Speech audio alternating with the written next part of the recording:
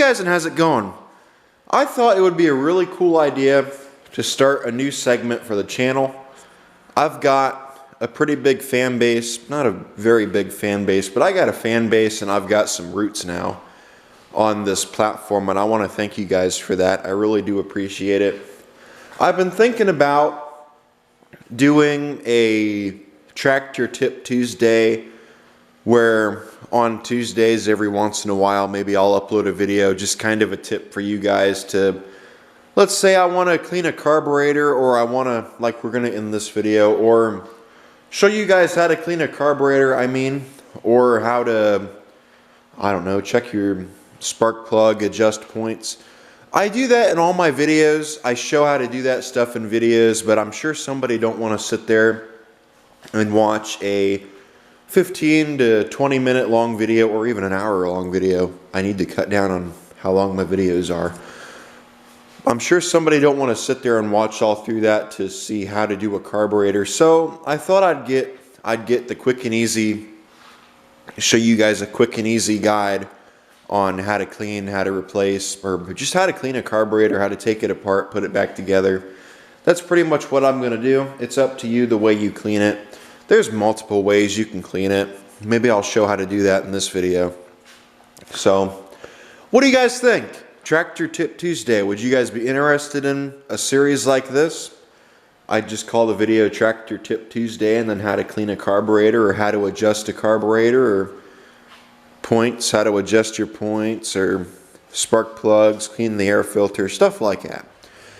If you'd be interested in that, please let me know. I've been thinking about it now for about a week, and I've been wanting to do this for you guys to help you out and give you some more videos, and not give you more videos, but I'm sure you're already sick of the ones I have, but just to help you guys out with your garden tractors or your small engine equipment if you're not quite skilled when it comes to carburetors, which I know a lot of people aren't.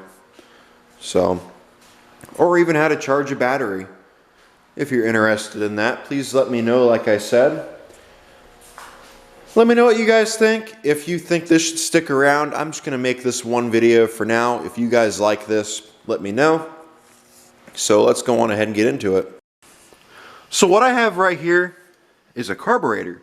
This is the traditional style. This is an older carburetor from the 60s, but it's the same overall principle as a newer carburetor is. One of them you'd see nowadays, all except for most of them don't have adjustments. And also right here I have my ultimate toolkit, carburetor cleaner, stuff like that, feeler gauge to adjust points. This right here is the carburetor that we're going to be taking apart. This bolt right here comes out, that drops the ball. Inside the bowl there is a float. What the float does is it limits the amount of gas that comes into the carburetor and goes up into the engine, and I will explain that here in a second. This is your float bowl. This is the float. What the float does is it floats on top of the gas. When it's up, it's full. When it's down, there's no gas and it got to fill. If you get gas coming out of the throat of your carburetor and it won't stop, your needle is either sunk, or there's something in, or your float is sunk, or there's something in the needle causing it not to be able to close. You could possibly just need to clean your needle as well. It's not always a big deal. Usually it's simple, sometimes it's not.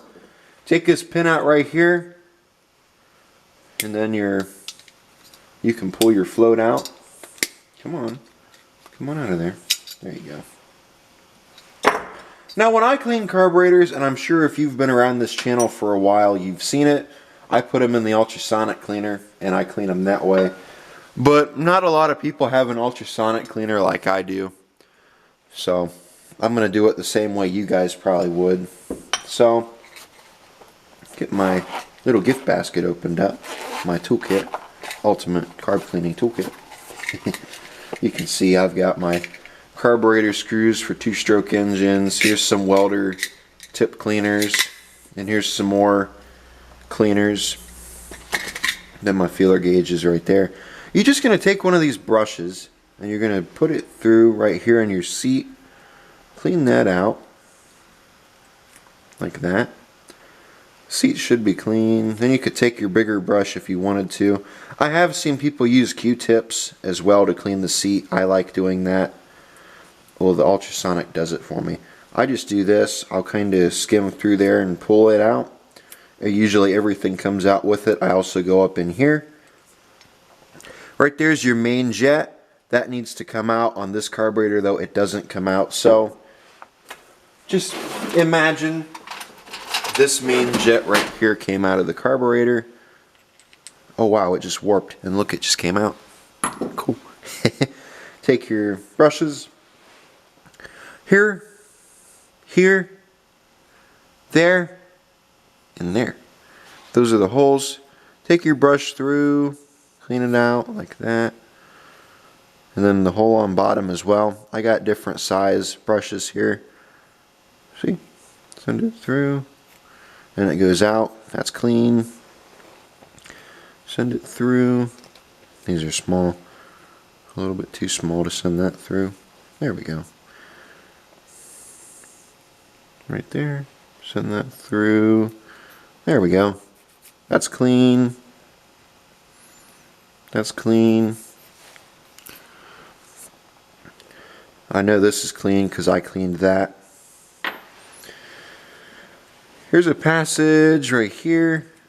Run your little brush through there. That's clean. Sometimes there's a hole in your little bolt right here that lets fuel up into the main jet. This carburetor has a hole right here that lets fuel up into the main jet, so it doesn't have any holes in the bolt. So this one I don't have to worry about. Right here, this is your air fuel mix. Goes down into the main jet. This limits how much air or how much fuel gets into the throat going into the motor. You adjust this if the engine doesn't want to run real well at full throttle or start really well. You play with that. And then this jet right here, this is the one that makes it idle better, and it also makes the engine throttle up better, a lot smoother. Here's our little carb cleaner.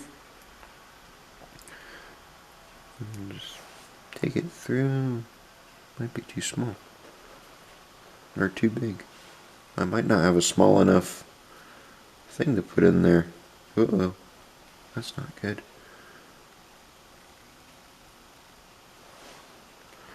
Okay, I can't send that through, but I'll just take the air compressor usually and blow it through them.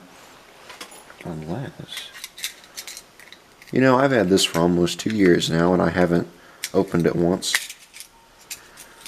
There we go. That's the size we need. Not you.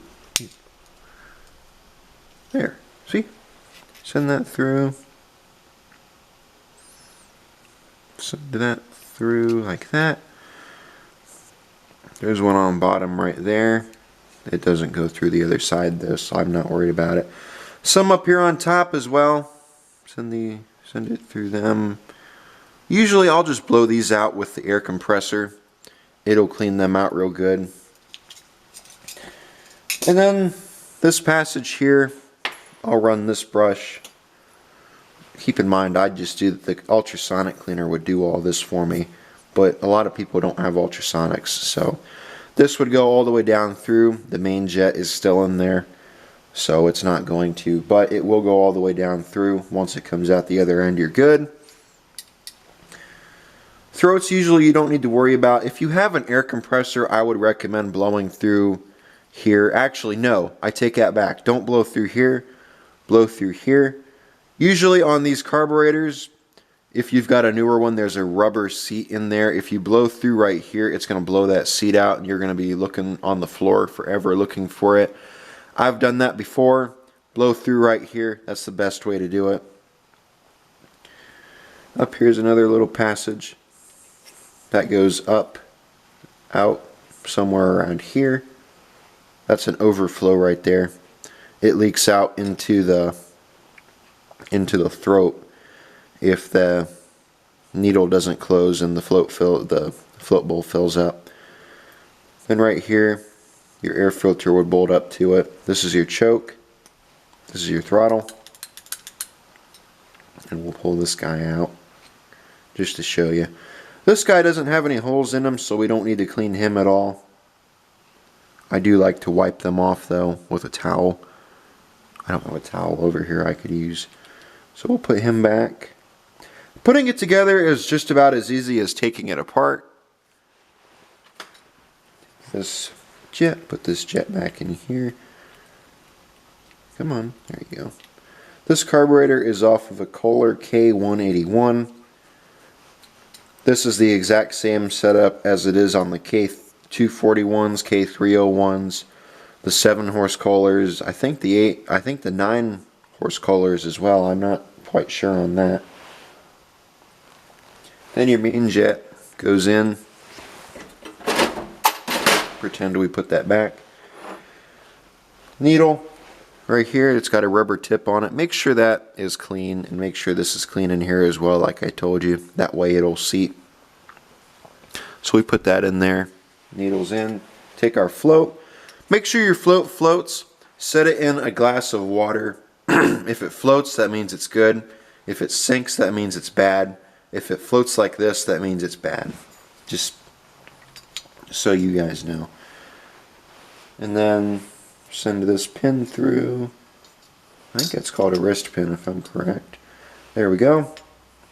Everything here is put back together, so now we can put the float bowl back.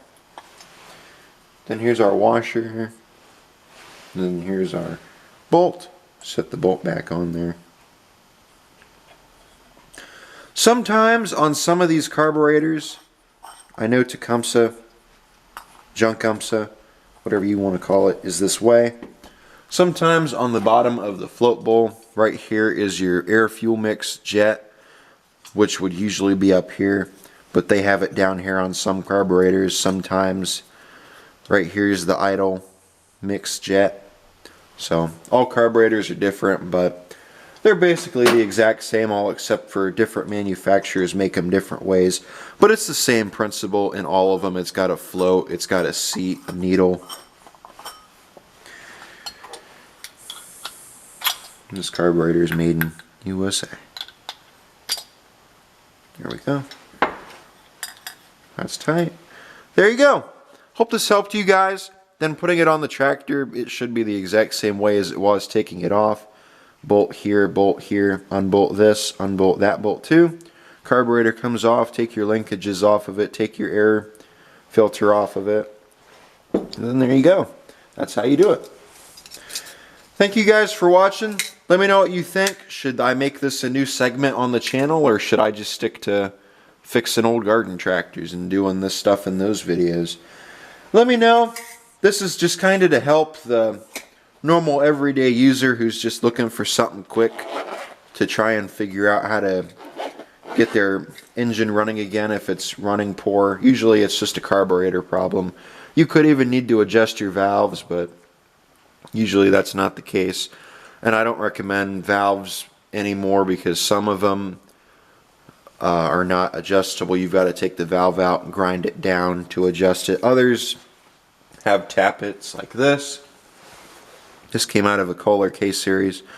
Right here is your adjustment. You adjust that with a wrench up or down, and that'll make it so that it adjusts. So there you go. I've drugged this video on for 11 minutes now. It was supposed to only be 5. So thank you guys for watching. Like, comment, subscribe. I'll see you all in the next video. Hope you learned something from this video, and take care.